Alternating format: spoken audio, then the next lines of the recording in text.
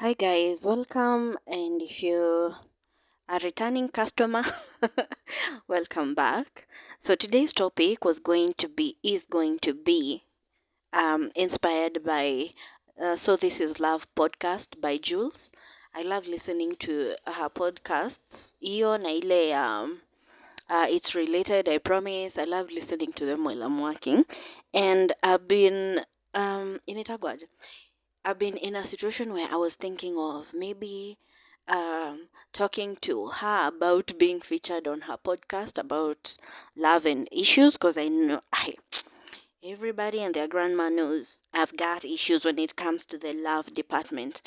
But anyway, so nikaona instead of whining and pining and hoping one day that I'll get the guts to actually write to her, nimeona I just do my own podcast, my own episode, yeah, inspired by So This Is Love. And I wanted to talk about myself and the last relationship, stroke situationship, stroke shenanigans that I was in. By the way, wacha niwaambie tu side note. The first time I used shenanigans, I knew what shenanigans meant. I was going out with this guy, not even going out, like seriously going out. Nile to you're weighing your isn't it waje, your vibes, if your vibes zina match. And then one time I spent like a day with this guy at his home, and tukienda kutoka, and we didn't do even anything crazy, like we were just hanging out. Tukienda kutoka, I was joining now another friend who is a friend to the two of us, like ni mtu anatujua sisi wawili individually ama separately. And while this guy was syndicisharing me, and now when I'm headed to my friend's place, he was like, and don't tell anyone about our shenanigans. So I was like, this is so cute. Like, this is nice. Because the word shenanigans sounds so interesting. Well, wacha niende nijue what shenanigans means. I was very young, but still, like I was around 18, 19 years. But still, okay, I felt bad. Nilisikia vibaya, like say, like whatever. Now we didn't do even anything crazy, but him using that word. But anyway, that's how I came to know how to use shenanigans. So yes, today I wanted to talk about that and why I've been single. I think for the last 2 years now, 2 years, and it's not interesting. Interestingly, it's not being single from a broken heart, because I don't think I was brokenhearted. I just think I was more of disappointed.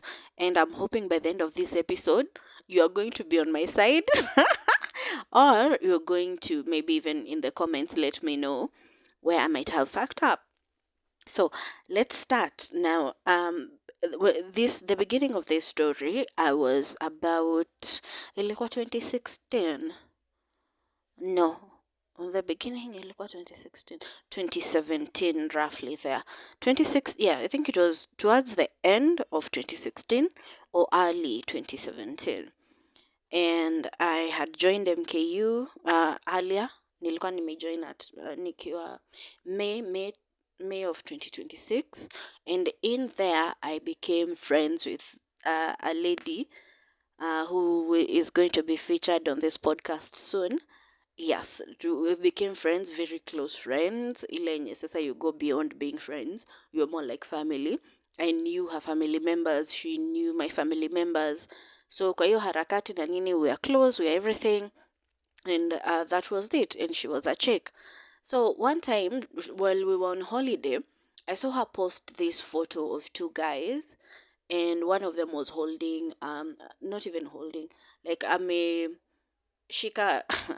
mtoi wa wenyewe, like katoi lean on this guy, and then his hands were around the Kayang chick. And I was Kayang girl, like young 4 years old, or at most 6. So and in that photo mi ilinibamba, like huyo msemo alikuwa ameshikilia mtoi, ilinibamba. And I was like, kwa comments za beshte yangu kwa Facebook, I nika comment here, like, who is the guy on the left side, or on the right side of me looking at the photo? Like, if I'm looking at the photo, who is the guy on the right side? And akaniambia it's one of her cousins na nini nini, and I thought it was cute. He was cute and everything. I think I also asked if he was single, something kwa comments too. So this is near a place where everyone and their grandma can see what I'm writing. So and after nimeandika na nini, I just left it as it was, like you're cute.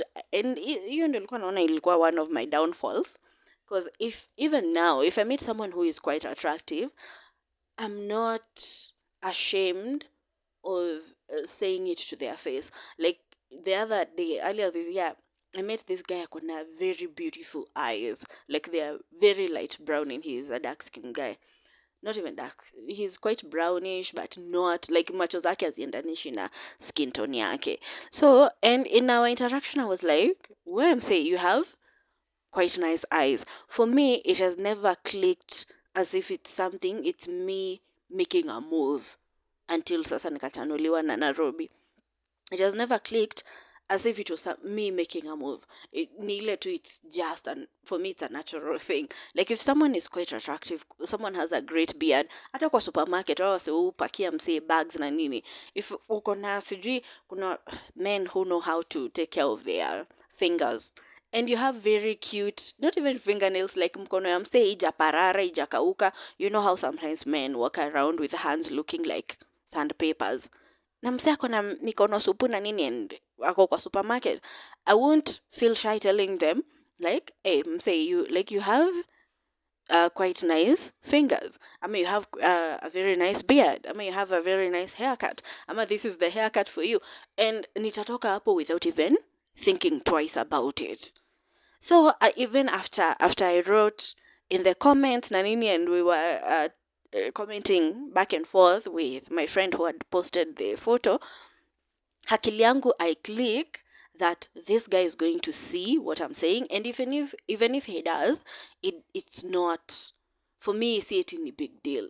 But kitu ingine hata sikuwa nimefikiria ni the girlfriend, ama if this guy was married, ama if whatever was happening might also be able to see this me posting these things about the guy. So mi nilipost na nikamaliza hiyo story. Then tukaendelea, we came back from holiday na nini, and we were talking with a friend nini.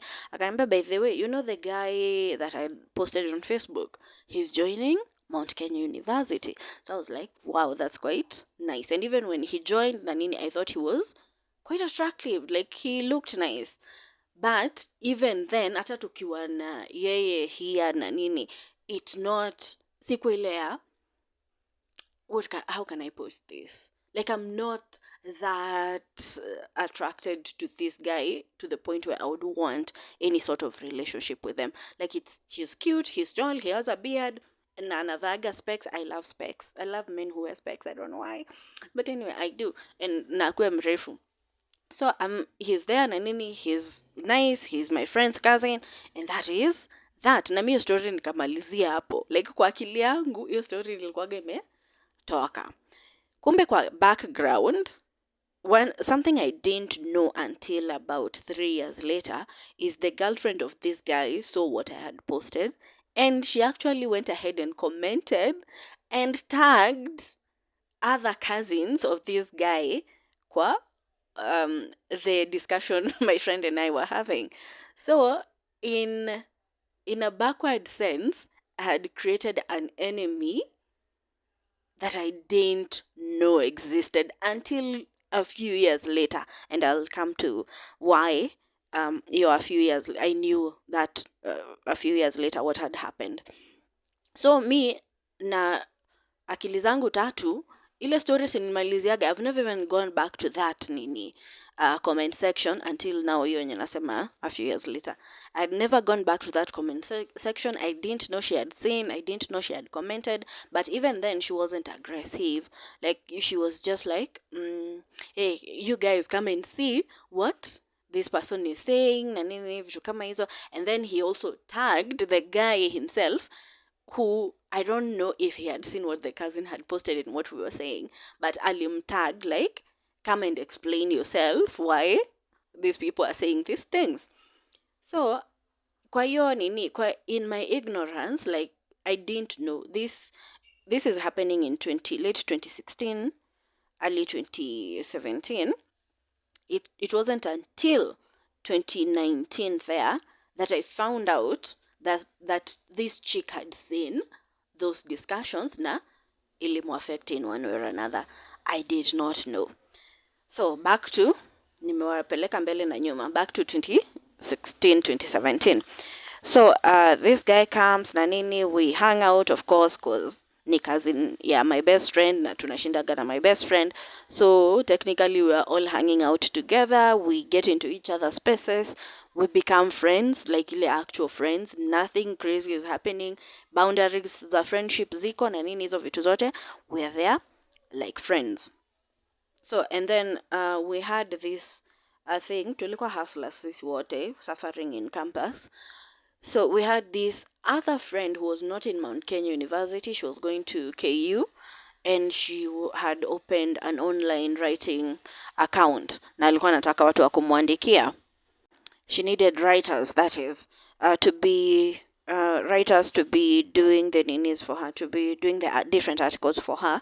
And my friend and I and the cousin started working for her, but my friend dropped out, so ikabaki sisi wawili. And my friend alikuwa anaona ikiwa easier cause now Jack was the guy. I didn't want to say his name, but anyhow, the guy now was the one who was doing most of the work, working directly with now my other friend from KU. So he was the one who, our first payment, he was the one who got the payment. And it wasn't much. I think it'll go around either 2 so or 5 so. I don't even remember how much it was.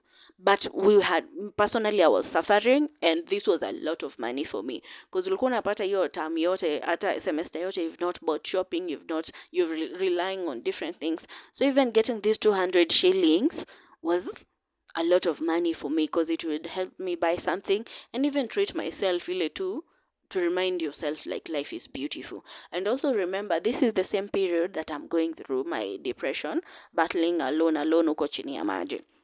So the guy got paid, and he was supposed to pay me, like akitoa hizo do, he was supposed to pay me my share. I don't remember how much it was, honestly. He didn't pay me my share. Whatever was happening, I didn't know.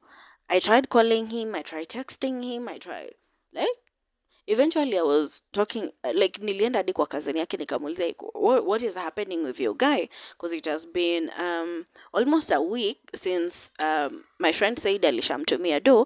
Why is he not sending me my money now? Why is he not picking my calls na hizo vitu zote? So my friend tells me that the girlfriend has been around na amekuwa akimsumbua kichwa all along, and he's just at a point where he's not able to even pick calls because the chick thinks that there's someone else or something like that. That is the information I got. Unaona, mimi kwa akili zangu zile mbili zenye niko nazo, it's not clicking because I didn't know what was happening in the background. So in me, I'm just like, what has that got to do with me? Like, inanihusu aje? See, at the end of the day, you're paid, pay me my share, we move on with our lives. I don't care to know that there's a girlfriend who is mad at you because you're talking to someone else or something like that, because I was not the person he was talking to. Me, we were friends. Like, that one was very clear. We were just friends. So hiyo story ilinibo kabisa. Nikaona, okay, if you don't want to talk to me, if you don't want to pick my calls, that is fine. Like, wacha tukaa hivyo, na tunashare hadi classes na hizo vitu zote, but we didn't talk like for a while, for a very long while. We didn't talk. I think ilikuwa about 6-7 months or so. I didn't talk to him because I was like, ni ujinga gani unanifanyisha? See, even a text, ama hii time yenye unakuja classes, why can't you just come and say, hey, by the way, the money came in, but I couldn't send you the money because of this, that, and the next. Why go silent? Why not, like, you just niambie tu what is happening. Like, I don't care what is happening walk wengine, just tell me what is happening with my 200 shillings. Anywho, eventually the cousin, now my friend, my best friend, paid on his behalf. Like, he sent me the money on his behalf. Nikamwambia ni sawa sawa tu. Like, if this is the energy, I'm very good at matching energies. I will just maintain my pace. Na tukakaa hivyo throughout for the 6 7 months. We stayed like that, not talking, not doing anything. And ikafika now, when did we even start talking? After your 7 months, I don't know what came about that we started talking again. Oh yeah, I remember. After tumenyamaziana na hizo vitu zote, rather mi nimenyamaza after nimenyamaziwa, another friend, nakwambia nitawazungusha, another friend now who was living in Nakuru came to visit me in Thika, and I was living not so far from where this guy was before even ifike hapo. What? I don't know. Before ifike hapo, I think we started talking uh, a few months before nimalize shule. I don't. Oh, yeah, yeah, I remember. Now, the dad of this friend, huyu friend mwenye tuko na yeye, huyu mwenye tuko na yeye huku nini, came to visit, and fortunately or unfortunately, the cousin to my friend, now the guy, was the one who was supposed to be driving him around na nini, and you time we are jobless, we have no money, we have hatuna mbele wala nyuma. So what else can we do? Wherever this dad wants to go, tuko kwa gari, sisi wote with my friend, going with them. Like wherever they want to go, we were there going. So like you're being in those confined spaces, alafu the dad and my friend wanashinda wakiongea stories zao, so tutakaa tumenyamaziana kwa gari. I think that's when we started talking pole pole na nini. And the minute we started talking the second time now is when personally on my end I started feeling some attraction towards this guy. I keep talking about this thing is feeling like I'm just getting naked in front of people. Anyway, I started developing feelings towards this guy. And I don't know, the way this guy was, ni watu wenye I think they are kind. I think hiyo time now I know different, but hiyo time like ni mtu kind, ni mtu patient hiyo time. So even me feeling the affection towards him na nini hizi vitu zote, he's not being negative about it. You know, like when you start having a crush on someone, and my feeling is he's way more attractive than I am. Even now, he's way more attractive than I am. So I feel like he's out of my league. So I was expecting him to act differently, like to be negative, ama akwe dismissive or akwe rude or something. That is what I was expecting your time. So him being kind, him being like tu anaelewa like what is happening, but he's not making his move or anything. He's just tolerating my nonsense. He made that relationship, now tukaanza kuwa na another relationship. Yes, it's a friendship. For me, I was feeling like it should have been more. On his end, I didn't know until he told me later. What I knew was he was seeing another chick, like sio ule wa nini wa kitambo, alikuwa na date now another chick. So even then, with my Catholic background, I cannot come between a man and his woman. So I didn't, like I didn't make a move, I didn't push for anything. Like I knew, personally I knew I was attracted to this person. I loved enjoying time with them, and I think they also liked enjoying time with me, because we would spend a lot of time more than I was spending with my friend. Like ungepata tumekula moshene kwa nyumba kutoka, let's say saa 8 hadi saa 9 usiku, we're still talking. Like I said, back then for me I was jobless, I had nothing to do. So na ndio tu hiyo time tu umemaliza campus, na I had not graduated, tulikuwa tu tumemaliza campus. So like that is the dynamic that we had your time. For me, I wanted to be something more. I wanted to start dating this guy, but he's with someone else, so I wasn't pushing for it. By me saying he was being, I think he was being, your time when it was happening, I thought he was being kind, he was being tolerant. So it comes to my graduation date, hiyo time ya kugraduate ilikuwa na huko September 2019, yeah, towards the end of the year. And I didn't, a huge part of me didn't want to do a graduation because of the things that I had mentioned in the earlier episodes. So nilikuwa nashanga, like, why do these people want to celebrate with me having this achievement, knowing everything that I've been through, and they don't even know half of it.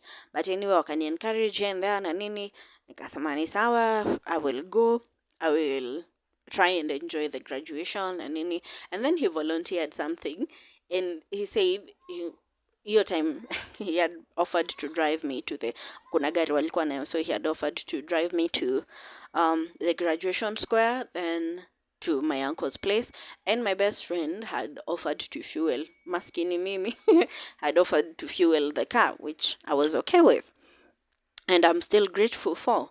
So he offered, on top of that, he offered that I could lie to my relatives, like ile ku brag that he was my boyfriend. And that statement, I don't know if he was saying it as a joke, ama he was saying it, I don't know, I don't remember, but he said it. But even then, akili yangu haikui pick on it necessarily. I thought it was a weird thing to say, and I thought it was a little hurtful that he's telling me he can pretend to be my boyfriend when I want him to be my boyfriend. You're getting? So instead of engaging with him, like asking why is he, like, why would you say something like that, why would you need something like that, I just inaitwaje, swerved, like nililenga tu, nika assume I didn't hear it, and I've never, even to date, I don't think I've ever mentioned it to him, like what he said your time, but it was in my head. So si tumeenda na nini, imefika time ya graduation. The night before, he says he's not going to be available, ako na job anataka kufanya, anataka kudeliver by sijui what time, so he's offering someone else to drive. Mi niko na stress zangu, because these are the same people that encouraged me to do this, to go to this graduation, whatever. So I was like, don't even bother ni stories a driver, like sare tu achana nayo, like I will just walk, because initially my plan was to just go to the graduation and everything and come back to my house, because I don't have the money, I don't have rent, niko na time gani ya kwenda kucelebrate na wasi. Anyway, so mi nikamwambia, don't even bother, like what, don't make it like you need to go out of your way for you to make sure that I get to the graduation. If I have to work, if I have to go with a friend, kuna mwingine alikuwa anatumia mat, I was like, it's fine, I can go with the other classmate who is using a matatu from the same area that I'm coming from, and I'll just go to the graduation, like wacha isikue kama big deal. So mi sijui kama yeye alichukulia like I was disappointed, ama I was, of course I was disappointed, but the way he took it, because he said it's fine, I'll be there, like I'll make sure I'm there, was for me like come off as like he felt I needed him to be there. Which is okay. It is complicated, because I was like, it's fine. The reason I needed them to be there is because they had chochad me to at least have that graduation and any. Anyhow, so we need. We went ahead. He took me to the graduation with my friend. We had fun. I came back. Akinakwambia watoto wameanza kublast hizo vitu. Man, na ni saa hii almost 7 in the evening. Anyhow, yeah, so I went to the graduation. I went now to celebrate where my relatives were celebrating na nini. On our way back, I've posted for a while, ndio nione kama wataacha ku blast hizo stuff. Ndio huyo. Aki nakwambia, the minute you start recording, the devil and his cousins, they start coming through. They start coming through. Cause hadi hiyo time yenye nimepost waiting for them to stop playing na nini, they hawaku blast hata moja. The minute tu nimechukua mic hivi, ndio wameanza ku blast tena. It's like wameambiana na shetani. But anywho, so tumeenda graduation, we've gone to the graduation, we've We've had the ceremony at a relative's place. Now we are coming back to Thika. Now, while we were on Thika Road, um, a cousin who drove back with us, like he was in the car with us, asked, "By the way, you two people, munaka kama something is going on between the two of you. Is there something going on between the two of you?" And before I could even say anything, this guy was like, "Oh, no, no, no, no, no, no, no. There's nothing going on between us. Nothing." And I was like, "Okay, interesting." Because I remember a few days ago, you were saying you'd pretend to be my boyfriend. But now, you'd rather even jump over Thika Road to tell people that there's nothing going on. But anyway, I was like, I wish I had listened. Like a few years later, I wish I had listened to him when he was saying that, because I would have ended things um, before utter the is the answer. But anyway, it was true. There was nothing going on between the two of us. But given the conversation that we had had a few days earlier, I was like, this math is not mathing. Because there's a way you can say things na leo inakaa, today you're being kind, tomorrow you're trying to be ruthless. Like your math haiku math. And as usual, kama tu ile comment alikuwa amesema pretending to be your boyfriend, I nikasolve hata hiyo, like I didn't, like I just buried it in my brain. Tukafika thika vizuri and we continued with our life. And then we started now a few, like after a few interactions here and there, we started now having a situationship. No, not even before the situationship. After coming back hizo stories zote na nini, one evening he was supposed to come to the place where we used to hang out, my house back then. And then he didn't show up. So I asked him, "Hey, are you okay? Because I had made a lot of supper expecting that you're going to show up." And he was like, "No, I'm feeling quite sad. And today I just want to walk around aimlessly and get this thing out of my system." Kamuliza, "Mbona are you sad na nini?"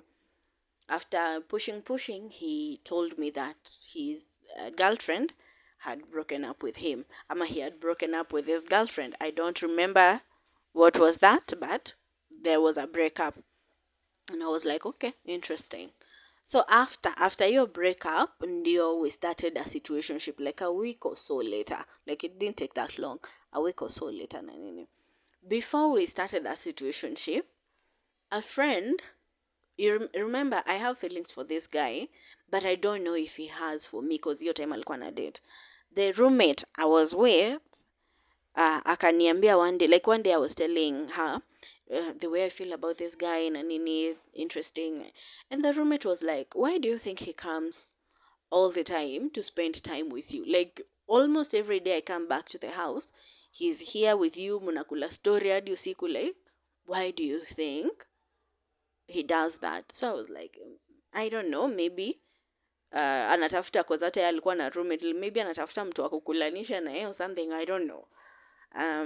But she told me you should ask him because it's not he has more than enough friends to eat with for him to just come here every day to be with you. Ask him. So I that night nikamtext him say, nikamuuliza, "Hey, interestingly, my roommate has mentioned something, and I would like to know what this means, because I've not been shy showing you how I feel about you. So can you at least tell me what is happening?" So he was like, "Yes, I've wanted to have something with you, but like hiyo nini, I was in a relationship. I couldn't, but right now, if you up for it, I'm up for it. But I'm not," he said his own words, "I'm not up for a relationship. What I can do right now, maybe it's a situationship, like just to fuck around and enjoy each other's company without having labels or anything like that." And I was like, okay, I like this guy, and I'm not seeing anyone at the moment. I'm not getting yeah, I'm not getting giggity. So why not? I should have stopped it. Like, even though time looking back, like I had so many instances of stopping these shenanigans. But anyhow, so I said, of course, like of course I'm in. Let's see how this goes. And then we organized, like a few nights later, we started our shenanigans, which was good, which was great. If it was my second uh ship, what I do need a ship because it wasn't a relationship. He was my second ship. The first one, I was about 17 years. I dated someone who was about 8 years older than me. I don't think in any way the guy took advantage of me, because nowadays when you're 17 and you're dating someone who is 25 or something, it's a big deal. But for me, he never took any advantage of me. I don't feel like in any way he groomed me in any way, because I liked him and I approached him before hata I even knew his name. Like hata hatukuwa interact or anything, and he was in for it. And like I said, I've never been a shy person. If I like something, I like something. So my first relationship was back when I was 17, lasted for I think a year, and then vile tu nilianzisha, I also ended it. So that I could deal with my mental issues. But it was also a good relationship. I learned a lot. I was not exposed to a lot before I got to 17 years, but I learned a lot about relationships and how people should treat you in a relationship. In the first relationship, and there's a reason why I'm talking about the first relationship, I umewahi like my expectation for relationships have been very, very low. Being raised by Kikuyu men, seeing how Kikuyu men treat their women, na ni shags na nini, like hakuna ile lavidavi na nini, vitu interesting or things of that sort on my side. Kama kwenyu kulikuwa nayo, I didn't see it that much on my side. Like I saw so many times that men treated their wives or their girlfriends like they were bothersome. Then I saw them treat them like someone they loved or cared about. So when I went into the first relationship, I was expecting something like that. Like nitatritiwa na matharao, nitakuwa dismissed all the time. Someone will be talking about how dumb I am, vitu kama hizo, because those are the things that I saw growing up. But this guy was new. Say he went. I don't think he was going out of his way. I think it was his nature. Like he made sure I was okay. He made sure I was like I had access to his finances. I could do whatever I wanted. Anything I wanted him to get me, he would get it. And he never, isipokuwa sasa when it came to end, when he became angry that I ended it, he never made me feel like I was unwanted in any way. Anyway, like every time, like every day, ni mtu anakuonesha inaitwaje, that they are craving you. You're getting? They want to be in your space all the time. Like we could leave the place that we were working, and I want to go to my house, and he's like, no, let's go to my house. And I'm like, okay, sawa, si nimeenda kwake a few days, then I want to go to my house. Mi nikifika kwangu, the guy is calling like, ulifika? Yes, nini nini, I'm on my way. I'm on my way there because I can't stay away from you. That was the type of relationship that I started with. And in retrospect, this guy made me realize how I wanted to be treated in a relationship. So back to this situationship, like that is was the only guy that I would say sexually I spent a lot of time with. So I only knew as much as the guy showed me, that in terms of sex, like that is the much that I knew. Then sasa kuna hizi flings na nini, one night stands here and there, but they don't add up to anything much. Now this ship was the second time I was sexually exposed to someone for a long period of time, like more than a day. So, and he taught me a lot as well. The other guy was a bit, the first person was a bit traditional and a bit conservative. This second shape, he was a bit dynamic, like he was doing a lot of things. I don't know. He was doing a lot of things that I didn't know people would do, especially in a situationship or whatever shenanigans that we were having. Like some things I thought people only did them to people that they wanted to be with full time. Like for instance, I could never go down on anyone hata kama we're in a relationship unless it's a special day, because that for me that is something that I feel like I'm going out of my way, like I'm going out of my way kabisa, out of my way kabisa. But this guy is telling me we're in a situationship, but the things he's doing, I'm like, are you sure? Because these things that you're doing, I wouldn't do for someone I'm in a situationship with. You're getting? I wouldn't do for someone I'm in a situationship with.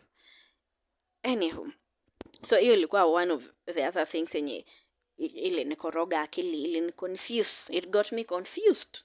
But anywho, so we started our shenanigans, pole pole, na nini. I'm getting excited to hang out with this guy because it's like a learning lesson every time.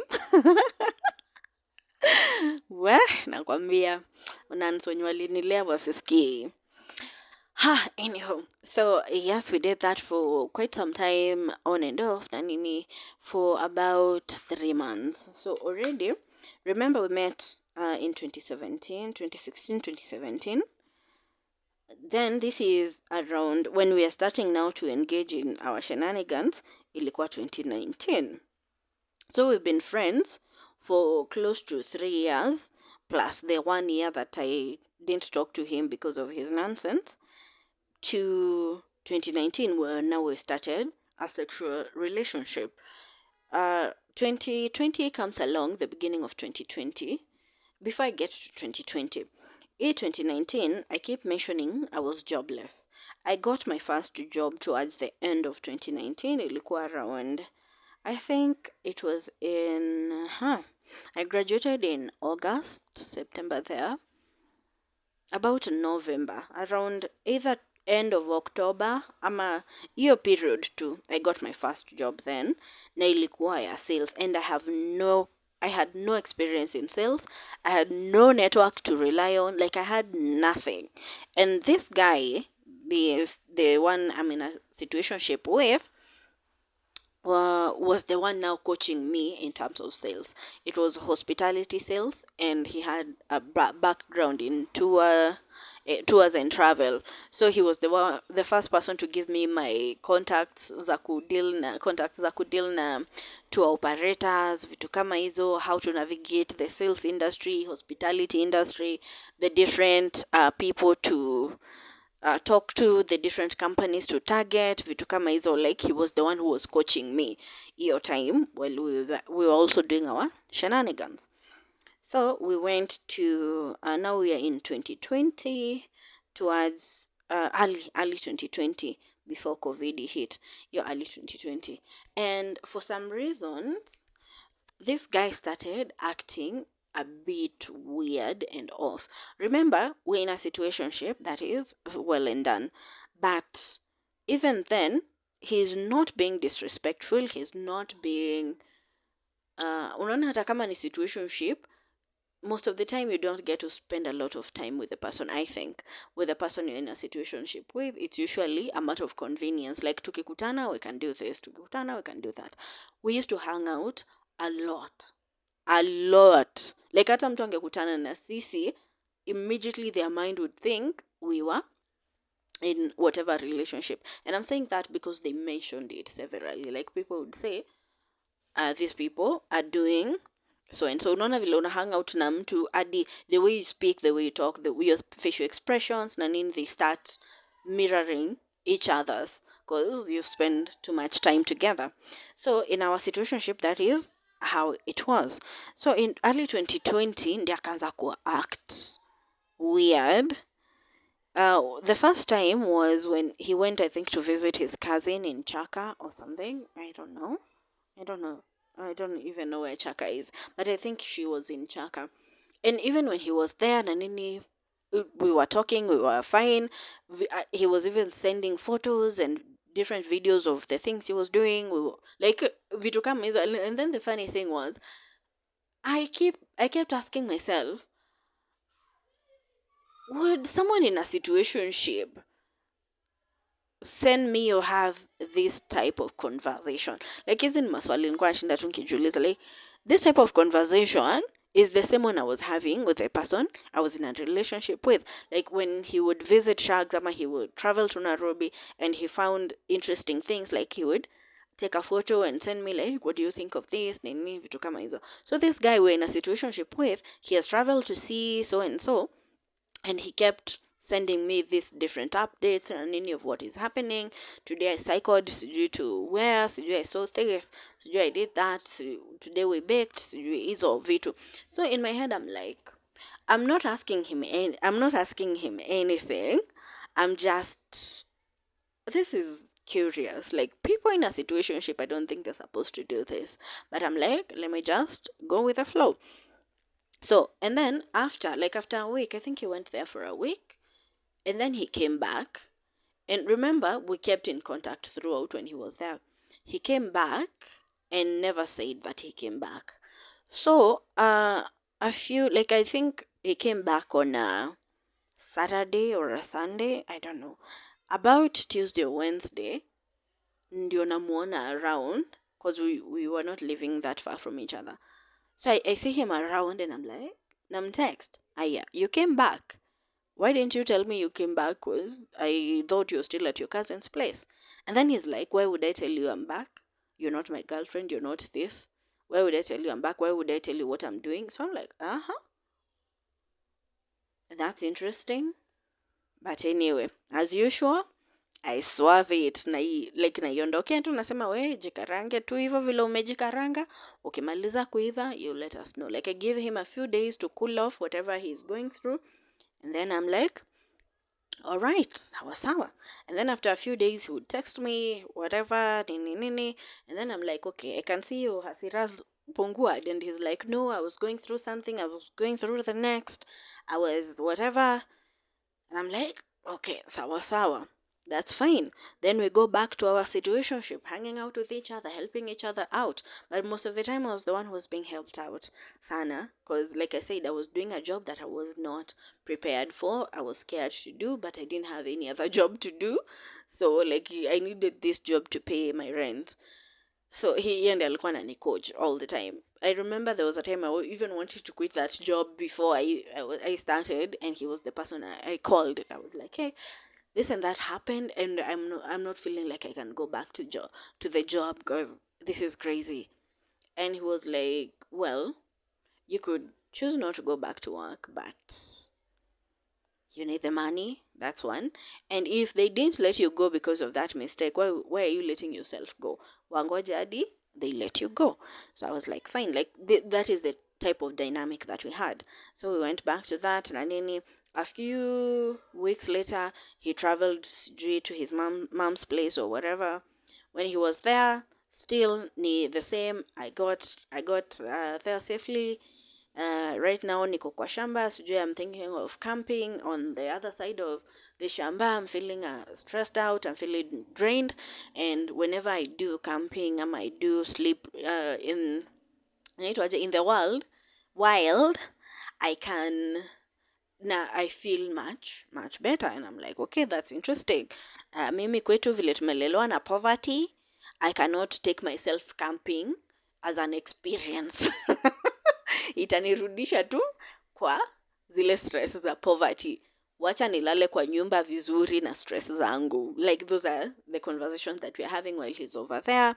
He would even when he would, because he used to fuga chicken, he would chinja whatever he would nini have, he would bring over akirudi, that is my pigs na nini, he used to have them. We used to eat a lot of pork as well. He would come back and prepare whatever. but hiyo ni with me and the cousin, not ati anakuja kuniprepare kwangu solo. Ni ile tu he would generally do such things. But now hii time vile ameenda huko kwa the mom, and he's also sending the photos, telling me like he's keeping me updated on what is happening, what he's doing, all the ninis, and I'm like, okay, fine. Then he comes back, and hiyo time ananiambia yeah, he's coming back on this date nini, naambia sawa sawa, I can't wait to see him. And amerudi 3-4 days, he's not talking, he's not doing anything. So I'm like, interesting. Hi, you said you're coming back on this date. Do you come back? Ama bado you're still at your mom's place? Then the guy blows up on you like, why are you asking na nini, vitu kama hizo, who are you to ask hizo, like those type of questions. And you're like, interesting, whatever it is you're going through, fine, pambana. Then a few weeks later, he would travel elsewhere. Like we would go back to the situationship again. Like after he had cooled off, would go back to the situationship again. Then he would travel wherever, and then he would act weird. And then hapo I think kuna time I mentioned to him, but then do you know interestingly, every time you travel, every time you go to a place, especially you're traveling siju to see your cousin, so you're traveling to see whoever it is, every time you're very nice when you're there. Like ukiwa huko, you're very nice, you're very good, you like vitu zingine, like even in the morning napata alishani text, alishani like ile good morning na nini, good night. I mean, like he is doing all those things zenye me bado I'm asking myself questions, because this is a situationship, it's not supposed to be anything else. But the minute you come back, you start acting as if I'm the enemy. So I told him, I miss the guy that I knew before the first time you traveled to Chaka. And he was like, you can go back to that guy basi, like that guy that was there before when I went to Chaka. You can go back to that guy. And I was like, okay, interesting. Bado nikaacha ajikarange na mafuta yake akaiva. Then we went back to the situationship again, na nakwambia loving someone. Anyhow, then another time, I remember I was in town, nilikuwa natembea, ilikuwa university way. I think it was along University Way. I remember, no, I was along Koinange Street, coming from University Way, nateremka na Koinange Street. And I had not talked to him for a few days because he had traveled again. And nilikuwa najua he had come back. And as usual, so unajua msee sijui anajikaranga na nini for a few days, then he cools off. So I was like, he has been back for a few days. Let me call him now to find out if he's okay. So I'm like, hey. Yes, I heard that you're back. Are you okay? Are you nini? He's like, yes, I'm fine, but I'm tired and I just need to rest. Then I will catch up with everything else. And then the guy nikamwambia, by the way, yani ulirudi na hata uwezi ni call, haujani miss like. And he's like, why would I do that? Why would I miss you? You're not my girlfriend. Why are you acting like? I'm like, huh? Since when did I act like a girl? Why, poleni, imebidi ni pause kidogo. Anyway, yes, now, like, why would I act like your girlfriend? See, I already know the parameters of this relationship that we are having. So, why do you keep bringing that statement along? Anyway, but mjinga mimi. Anyway, siku, I still, like, let him cool off and whatever. We went back to the same shenanigans. Now, within that period also, I changed my job. Like nilitoka from the hotel I was working for, I went to another company, but in terms of sales, na nini, and we were still cool, we were still hanging out. He was still the person teaching me the different ways to go about things, vitu kama hizo. And then after a while, I think towards the end of 2020, 2020, yes. I think towards the end of 2020 or 2021, one of those, he they got a business opportunity and he decided to move to another nini in Kitengela, like to go live in Kitengela, which was good. Like it was fine. He is growing na nini. So during this shenanigans of ours, this guy had mentioned that the reason we've not gone to his place, because interestingly, I had never gone to his place. Like in the reason I hadn't is because he had a roommate now. Wote walikuwa, he was working from home. Sijui what the roommate was doing. He was also working. Anyway, so this guy told me that the reason sijaienda ni juu anakuwaga na roommate in the house all the time nini nini. He wouldn't want me to visit his place. So when he moved to the new place, he nakwambia, he settled in, he sent me photos of the new house na nini vile ilikuwa supu hizo vitu zote. It's like it was quite nice hizo whatever. When he's sending me these photos, I'm like, do you remember a few weeks ago, like I'm not telling him, I'm just telling myself, do you remember a few weeks ago this guy telling you that you're not his girlfriend? And so nashindwa, mbona unatumia picha za kwako? Like, why are you sending me these photos yet at the end of the day you said we're not girlfriend, like I'm not your girlfriend, why are you doing this? But again, I didn't bother or anything, so nikamwambia sawa, the place looks nice nini nini. And now I recalled back to what he had said, like the minute he got a place that he would call his, we would do a game night. Kuna games mingi mimi sijui kucheza, and I was so excited about playing these games, like hizo kina Scrabble, kina Monopoly, kina nini. I needed someone to teach me how to do it, which is what he had said, that the reason to tujaenda huko ni juu kuna roommate na nini. But once he has his own place, we are going to be able to do that. So mimi nikasema sawa. So when he's showing me his house, the videos ya nyumba yake vile inakaa nini nini, nikamwambia by the way inakaa poa, whatever whatever. Then hapo chini nikaandika, finally I'll be able to learn how to play games on a game night, like one of these days. Hey, mtoto wenyewe wacha alipuke, wacha wake moto. Hey, you're not my girlfriend, it's not like a must for me to invite you to come over, vitu kama hizo. So I'm like, what games are this? Niliandikiwa paragraphs, like ilikuwa inatuma ya kwanza, ya pili, ya tatu. I'm supposed to be the dramatic one and I'm just there writing okay, OCK, okay, all right. Wacha tu, like niliandikiwa, zimetumwa zimeendanisha zikiwa zimepangwa laini. And eventually I was told that officially that was the end of our situationship.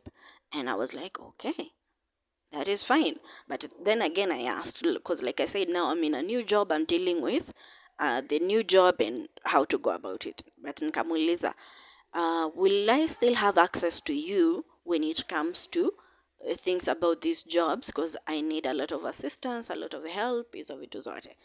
And he was like, fine, Izo, I'll help out where I can, but I don't want us to go on with this. What he said was, atinakan kama na confuse that this is something that it's not. Ebu we niambie tu kwa comment kama what I was asking ama what I was saying was in any way translating to me thinking this was more than it was. Anyway, tukatoka hapo, ameingia Kitengela na nini. I'm navigating the new job, things are going nicely. We are talking here and there, but not as always or as often. But whenever we would talk for a long time, like a long time. And then the funny thing is, even when we had broken up na nini, kila mtu ako kivyake, in between, a guy, another guy was throwing his Nini's wanting to have a relationship. So after a month of contemplating, I told this guy, hi, there's this guy and he wants us to have something. Tell me right now if there's ever going to be anything between us. Should I wait for you? Should I wait for you to figure whatever you need to figure out? Like, niambie tu saizi if there is ever going to be anything happening between us. And he was like, right now I don't want to commit to anyone, so I don't. Maybe, but don't. What's an reduced statement yake? He said, maybe, but don't keep your hopes up. I was like, thank you. Hiyo tu time yenye anaendelea kutype kunielezea whatever space I hold in his heart, I was like, I opened the chat to the other guy and I was like, that's great. I'll be in Kitengela on this Friday. I can come over because I had a meeting in the morning with potential clients.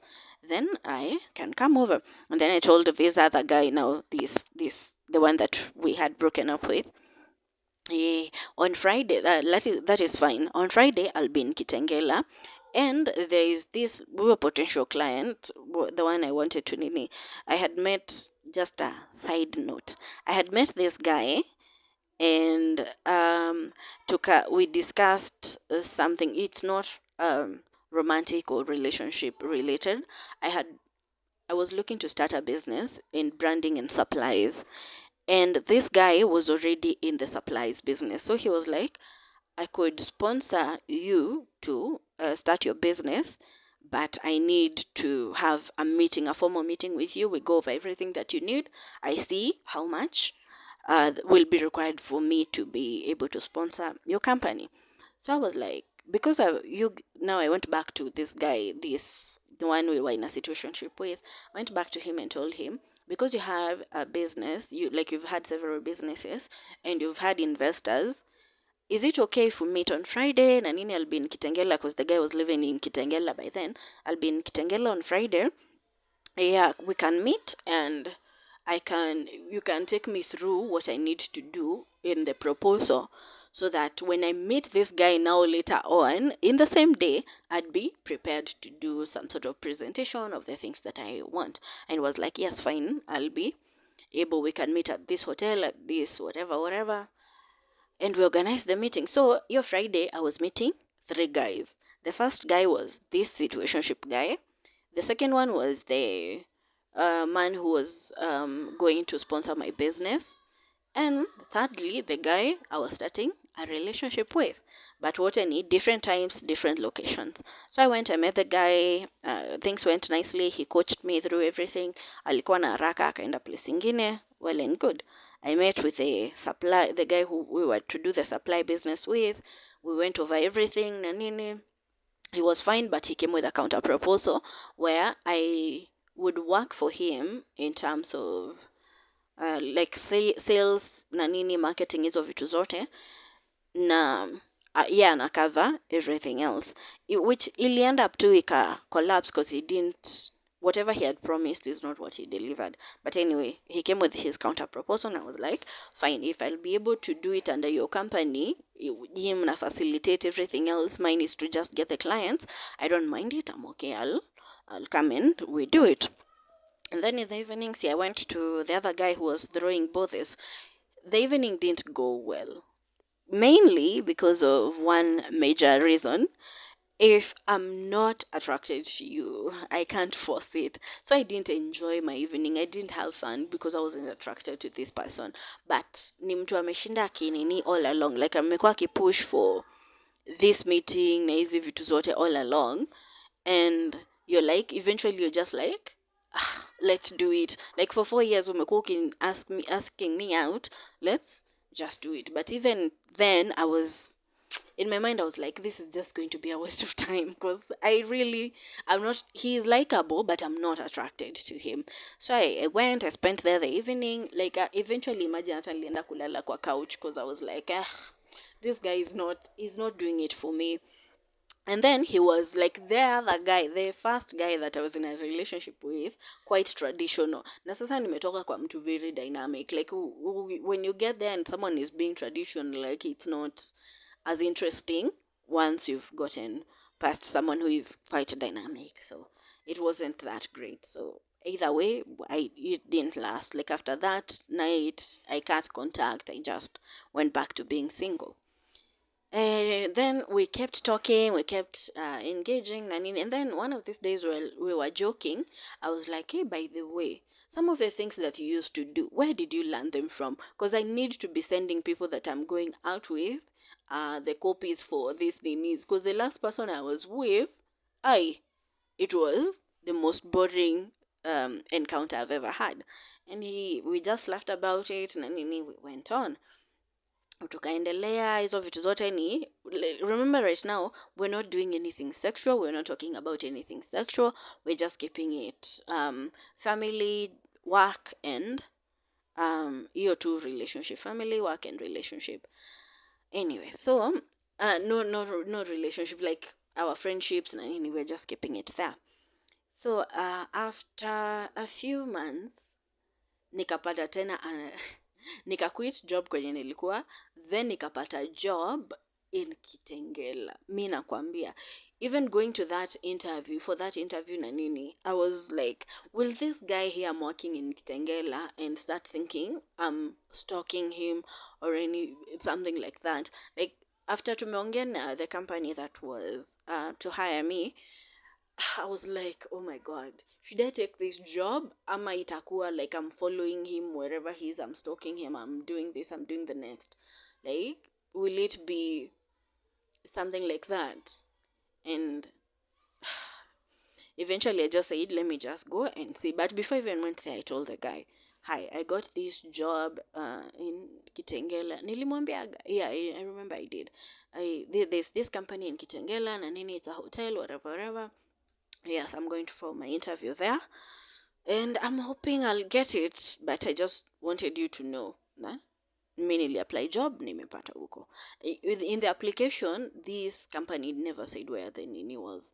Ama kama walisema, I didn't pay it mind, because at the end of the day, niko jobless, like nime quit job kwenye niko, so I'm taking any job that is coming along.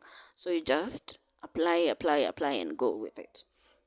So I went, I did the interview, I got the job, it was great. Na nini, na nikamwambia, I've gotten the job in Kitengela. But even during the interview, acha nikwambie, during the interview, I asked my would-be employers, um, will I have to work in Kitengela town? And they were like, no, since it's in sales, you'll be mostly focused, utakuwa side za Nairobi, utakuwa side za Westlands, Upper Hill, na nini, like, our location is in Nairobi, not Kitengela. Like, Kitengela is where the hotel is, but the marketing side, operation side ni Nairobi. And I was like, thank God, because I don't want to be in a situation where inakan kama I'm stalking this guy.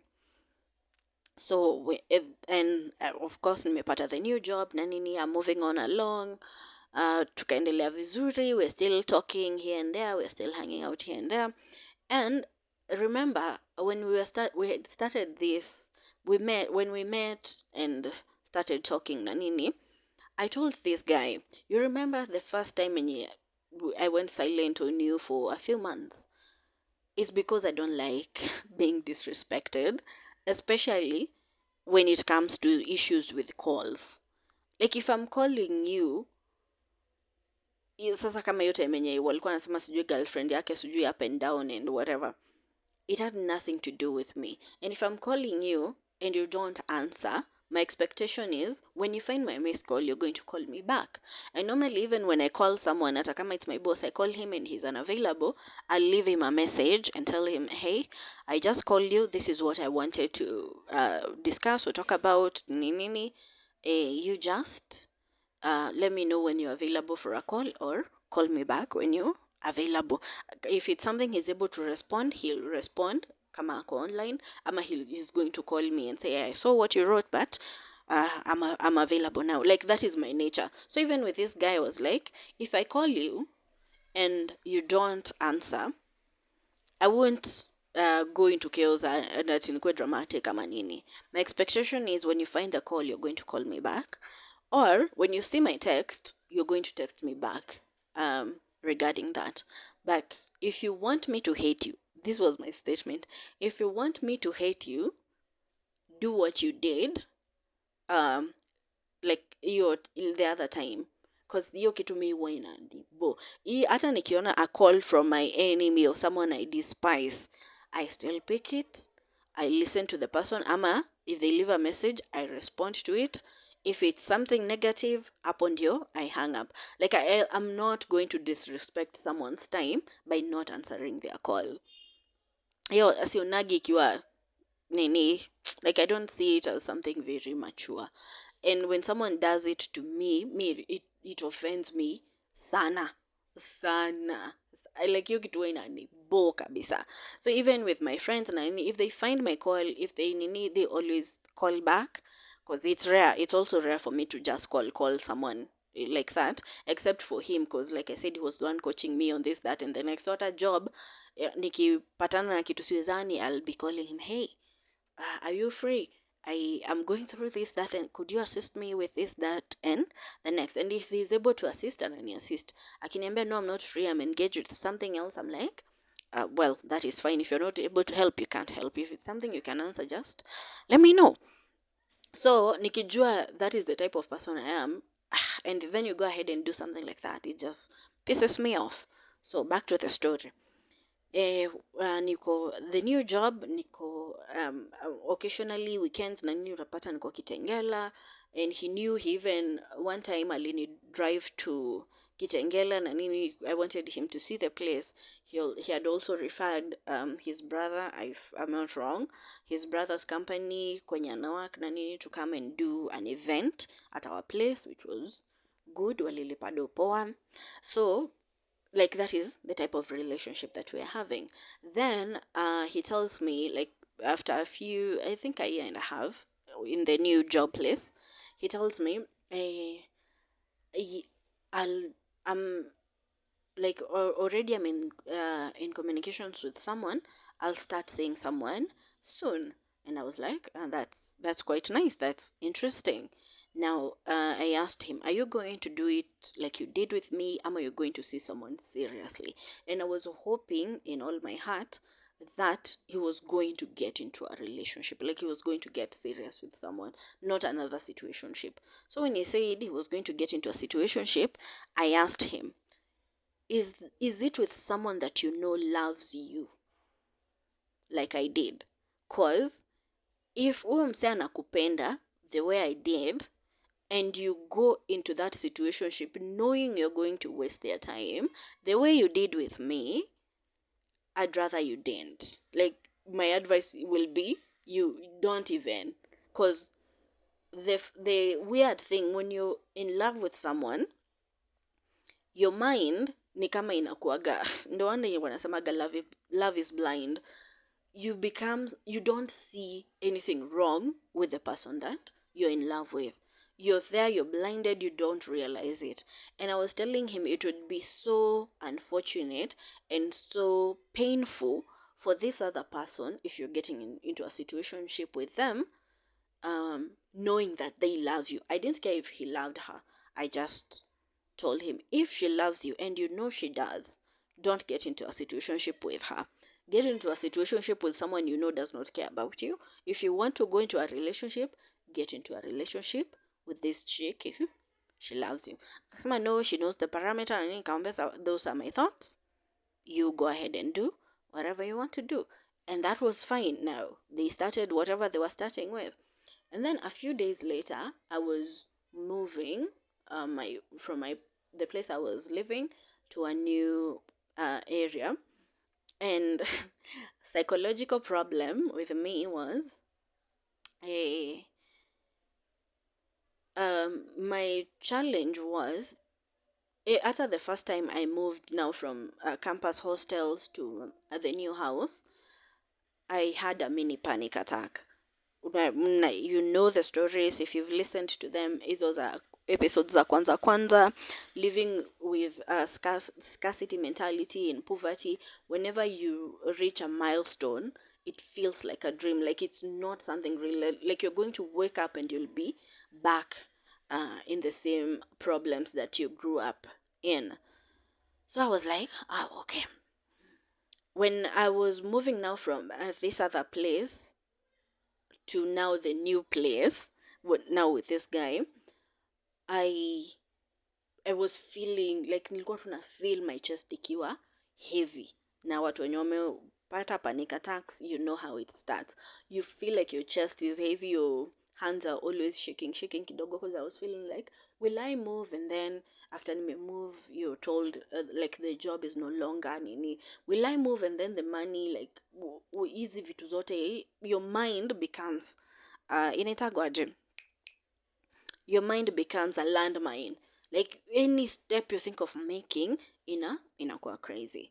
So I told this guy that I'll be moving and I'm quite scared of this thing, but I think it's huge milestone, and we talked kidogo through it na he said it was fine. So within hii period ya kumove ndio we later talked. I think I was talking to him about something else but related to me moving. No, I had moved. Anyway, let me go back. Acha niache kurukaruka story. So hii period ya kumove, I told him like I might be needy these few days. Please bear with me. I remember telling him, please bear with me. I'm not coming to you as someone you had a thing with. I'm just coming to you as a friend. Please bear with me. I might be needy. So mi nika move vizuri na nikasaidiwa. I got a lot of people to help me out, so it was very easy for me to move. Cause imagine like ilikuwa from one building to the next, so ikuwa big deal, and I got a lot of assistance from the caretaker. Hata nikipanda kwa stairs na buckets, there were some young guys there were shule, and they helped me out hadi kwa nyumba. Like it was a very nice experience. It was a very smooth experience for me. So I moved in. Day one was fine, ni clean up na nini, kupanga nyumba. I did all that. Day two, and I was alone your time. My sister had gone, sijui alikuwa ameenda wapi for a few days, so I was alone. Day two nika end a job, then I came back in the evening. Kufungua tu hivi mlango na kufunga, I felt like something cold just washed over me. I started shaking, just realizing something as simple as having a bedroom was scary. Like hiyo tu ilifanya ni I went like 30 minutes. I was shaking, I was crying, nilikuwa nimeketi tu kwa kiti na kani kama like the world is coming to an end. So I'm thinking, see, I told my guy like I'll be needy. Sometimes you just need someone to talk to you, to walk you through what you're going through. Like, hi, um this and that is happening because of this, that, and the next.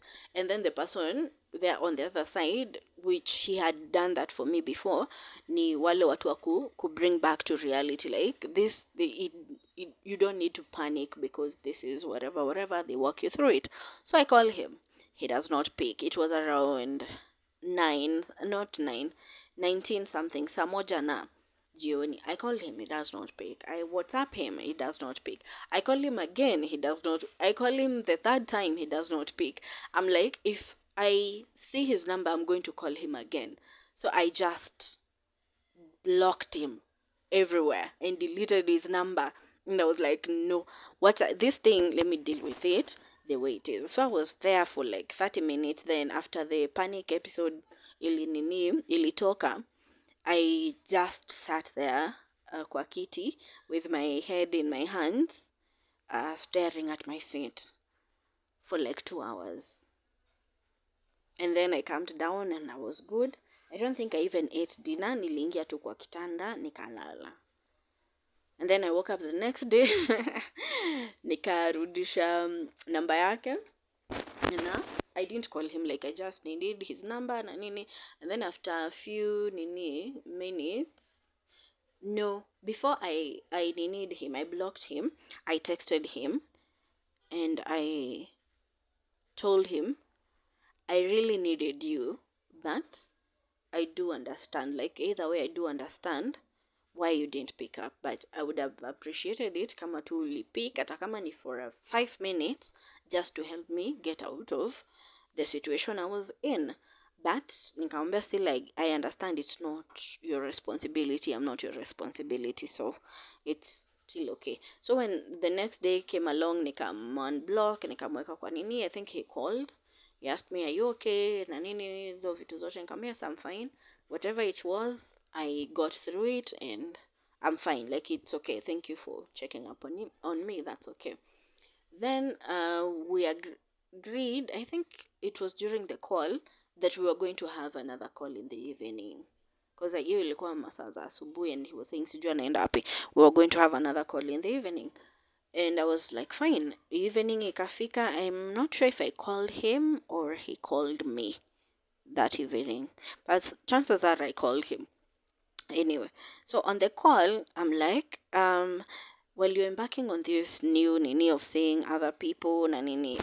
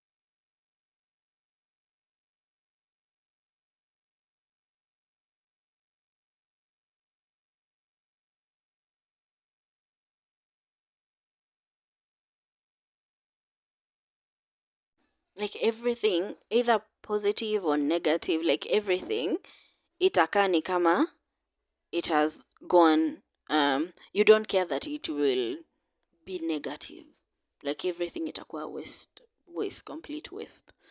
If you don't care about that, then there's nothing for me to keep trying to talk to you about, because nilikuwa nafikiria maybe we can be able to salvage the situation, like we can be able to get to a point where we are what is it called, a point where we are friends, we are still friends, because even with all my exes, all my whatevers, we are still friends. There are people that can call me today, we can have a conversation. I can call them, we can have a conversation. If I need help with something that they can do, I can call them anytime, and it's still okay, except him. So it's so disappointing to realize that someone that didn't care that much for everything else. So nilienda from feeling heartbroken to being pissed to just pure disappointment. And either way, I'm glad.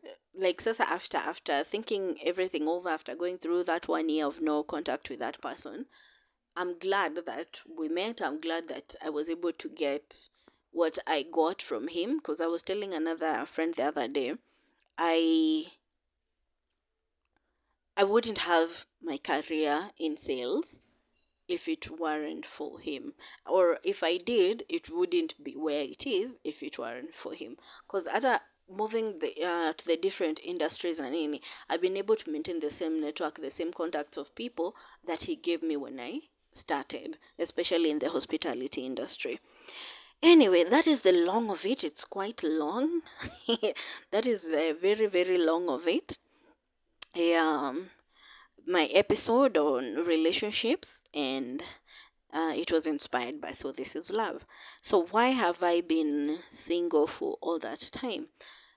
For half of it, like I said, for 2 years, half of it was my naive expectation that this guy, because I was thinking if he goes out there, hiyo time yenye we were still talking but we weren't having any sexual contact, I was like, if he goes out there, if he experiments na nini, he might rethink what we could have had, and maybe he would come back, or we would have something that was serious or something like that. Like hiyo ndio kitu ilikuwa imenifunga during that period.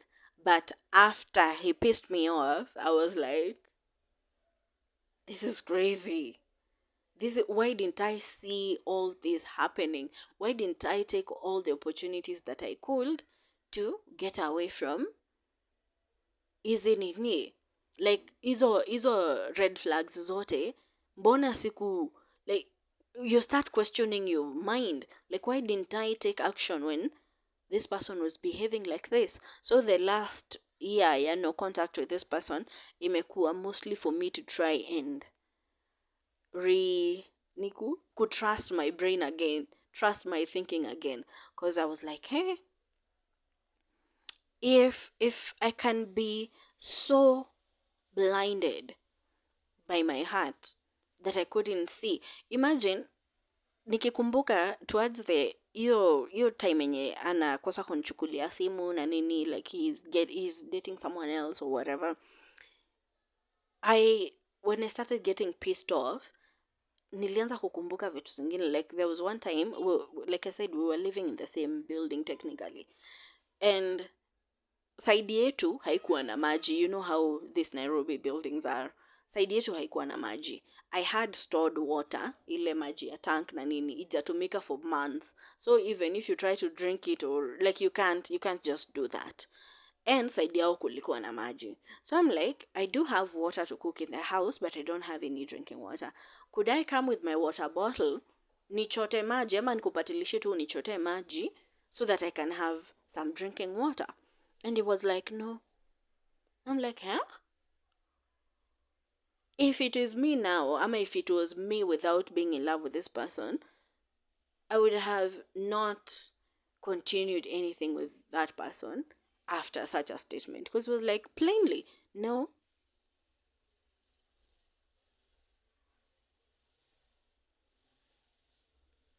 So hapo unakaa ukijiuliza, ha?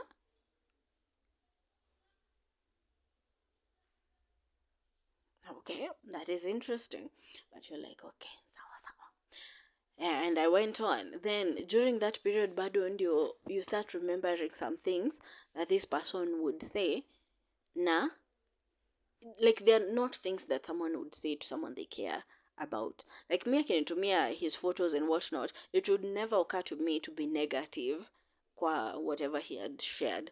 So there was this time I was showing him a photo of me that was taken in Mombasa, and it was the first time I had, like I said, hizi ni zangu, like hizi ni feelings zangu, not him or whoever person it was. But it was the first time I had let someone take a photo of me because I was severely, severely insecure. And like it is the first time I let someone take a photo of me and I liked it. Kitambo mtu alikuwa anapiga picha and then you look at it and you're like, oh, this how I look like on a daily basis. So hapo nika, kwa hiyo photo I was wearing my, ilikuwa two piece na juu inaitagwa wrap, but it's like naweza semaje, a kimono, a neti kimono, a black neti kimono that I could feel comfortable in. But the photo was so beautiful, niko hapo swinging my hair around na nini, like it was so nice. I still have that photo and I was so excited to show him. I was like, hey, ebu cheki hii picha vile inakaa na nini, we took last year tukiwa Mombasa. And he was like, uliamua kuvaa nguo zote. I'm like, huh? What does that got to do with anything? But when in that moment, I didn't necessarily give it much thought. I just swerved it. Na sasa later on akini piss off ndio naanza kufikiria, like some of the things that he used to say, I would I would not give them much of a thought, because you're like, no, he does not mean it like that.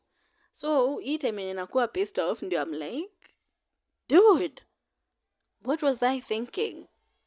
So basically that's why I've been single for like 2 years now, cause hiyo time ingine ilikuwa hiyo I was waiting for him. But then after that, it has been mostly about trying to trust my brain again, like trying to trust my thoughts again. And I would end this by quoting something, not even quoting, maybe getting your attention to something that Jordan Peters uh, said once. When someone betrays you, in as much as you don't trust that person again, you don't also trust yourself, because you feel played. Inafika to the point where you start thinking like, why would I let myself be betrayed? Like you think you're responsible for what happened. And for me, hii nini yote, I was like that, like nilifika to that point where I was, why did I let myself go through this? Like, why did I let myself be treated like this? Because remember the first person that I dated, the one that I had mentioned earlier, he never treated me in any way. Like he was the baseline for every whatever romantic relationship I've had, and he never at any point treated me like the way I was treated in this situationship. Anyway, naweza endelea kuongea hadi kesho, so let me end it there. Thank you for listening and I'll see you in the next episode. Bye.